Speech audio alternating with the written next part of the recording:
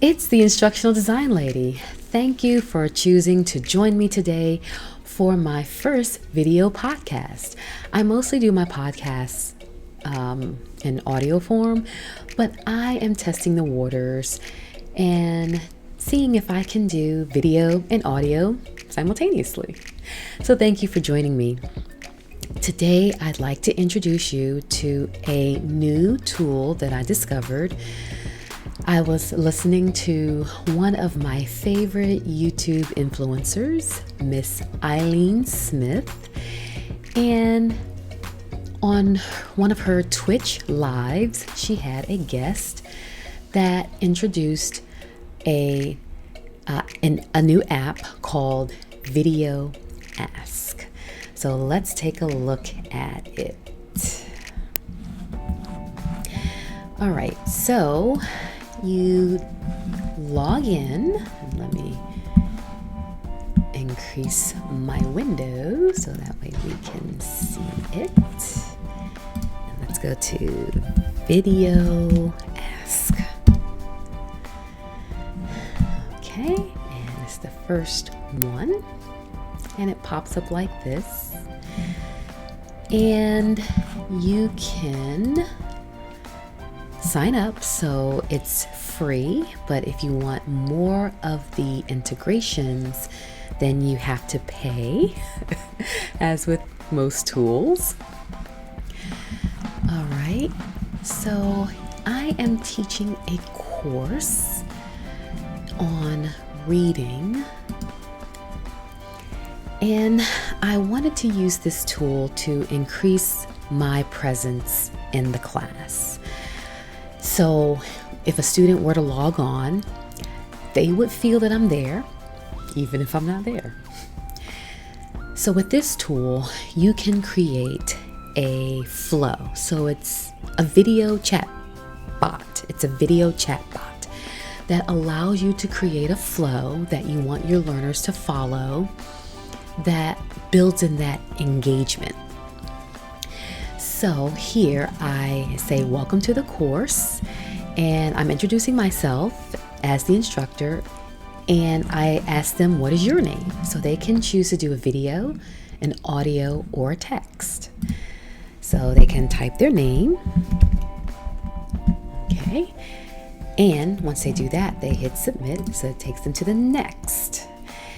And I wanted to get a sense of their mindset. So my next question to them was, why are you here? So they could say, I'm here for certification purposes, for professional development, or for lifelong learning. Now that's important because I want to know their mindset. Are you here because you have to be, or are you here because you want to be? So that will kind of help me to pivot how I'm going to accompany the learners on this journey. So if they say for certification, they go to one question. If they say for professional development, then they go to another question. So let's say they say, I'm here for professional development. Then I'll say, great. Professional development is wonderful. So while you're here, what would you like to specialize in? And so I give them a series of choices. Would you like to study assessing vocabulary or assessing comprehension or whatever you? So whatever they pick, it captures that, and then it takes them to the next question. Now, everyone in the course gets this question, because whether you're here because you want to be or you're here because you have to be, I want to have some type of buy-in from the learner.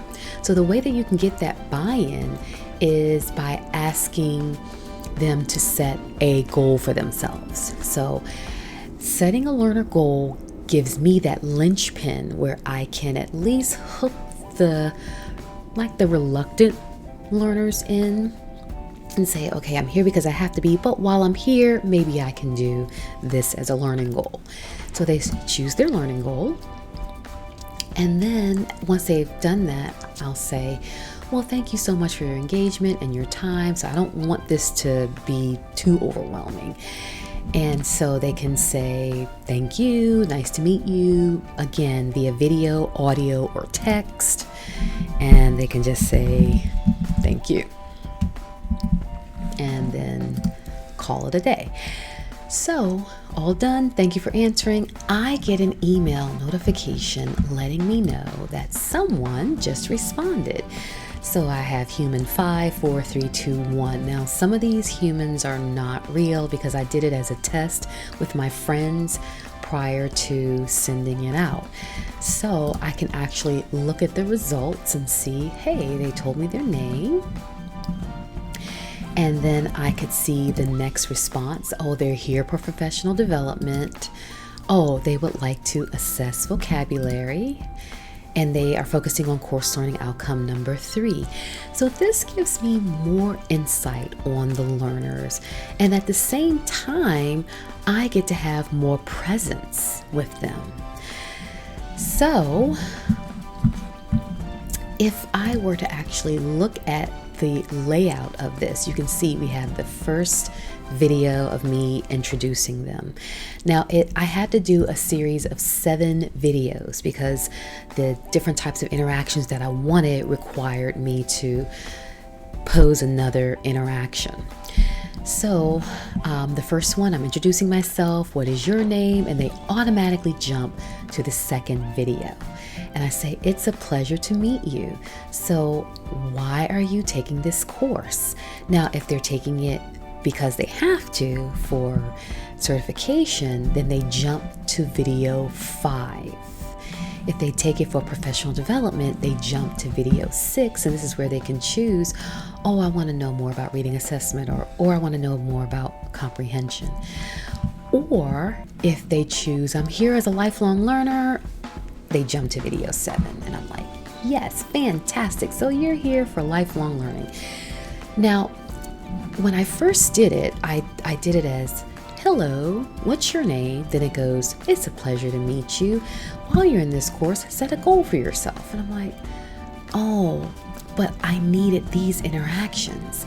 So I subsequently made these videos at the end, but you can make them in any order that you need. Now, if you notice that you want video 7 here, it also allows you to jump it. So you can rearrange your videos, you can go in and edit the responses. So it's a pleasure to meet you.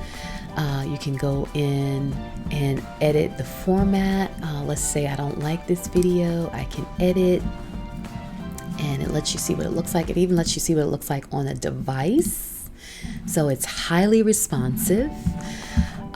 Perhaps I want to replace it with something. Maybe I want to display something, or maybe I want to change the answers. So it does allow for that, which I think is really powerful. So when you're done, you can exit out of that. Now you can share it. So when you share it, it'll provide you with the link, and you can share it out to whoever you want to share it out to.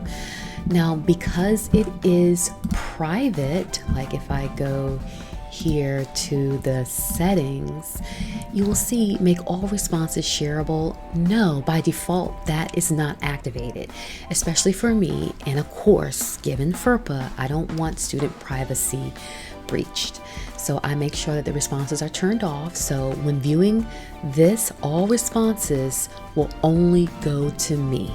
See, so it says right here, when viewing individual video or audio clips, you can use the share option to make an individual response public, but I'm not making it public. So by default, all responses from this video ask are only accessible to you. So that's what I like about it. Now you can name it whatever you want to name it, and it's good to kind of organize it in a way, because if you're going to do several, like for me, I'm going to do several. Each session I'm going to put a video ask to get more from the learners. I want to know, how are you faring?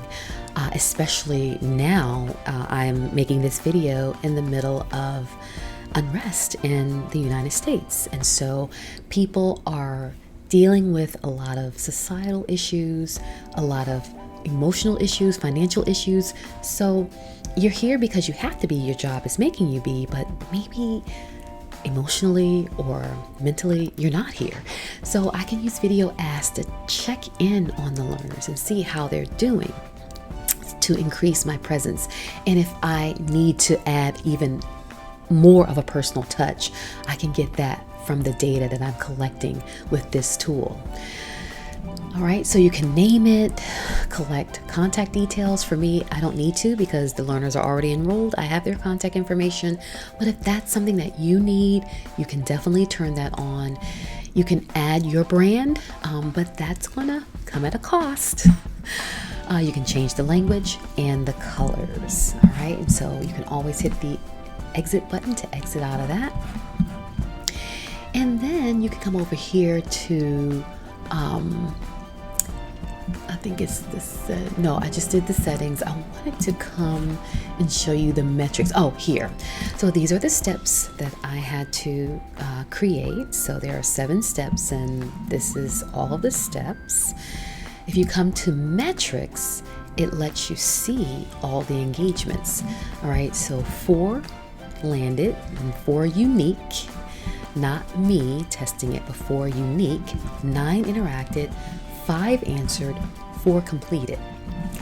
So this kind of gives you a sense of the outreach, like how many people are actually seeing your video ask and how many actually participate. So that's good for data collections. And in this case, I'm looking at all devices, but it lets you know, are people accessing it from a desktop? Are they accessing it from mobile or from a tablet? Which I think is really interesting to collect data in that sense. So this is pretty much an overview. Oh yeah, you can export your data as well, which is really cool, right? If you really wanted to show impact, like if you are working on a course and your manager wants to know return on investment, here's the data, here's what we're seeing. I mean, this is something that you can share with your sponsors. So, like I said, Video Ask is an amazing tool. Here you can see the responses. It walks you right through. And what more could you ask for? It's just a terrific tool. That's all I can say. So thank you so much for joining me and letting me share this with you. I'm going to continue to do more video podcasts and share with you the journey that I'm on in perfecting my craft as an instructional designer. I've been in instructional design since 2005, so I'm kind of putting a date on myself, but I keep myself fresh because the learning is always there and the tools are always changing. So I have to keep up with the times in order to stay relevant. So I, like Michelle Obama, am constantly becoming. And I'm glad that you are joining me in becoming as well. So if you have any questions or comments or suggestions, feel free to hop on over to AnitraButler-Ngugi.com, which is my website, and contact me. Leave your information. You can also go on instructionaldesignlady.com and take a look at what we're doing there. All right. Thanks for watching.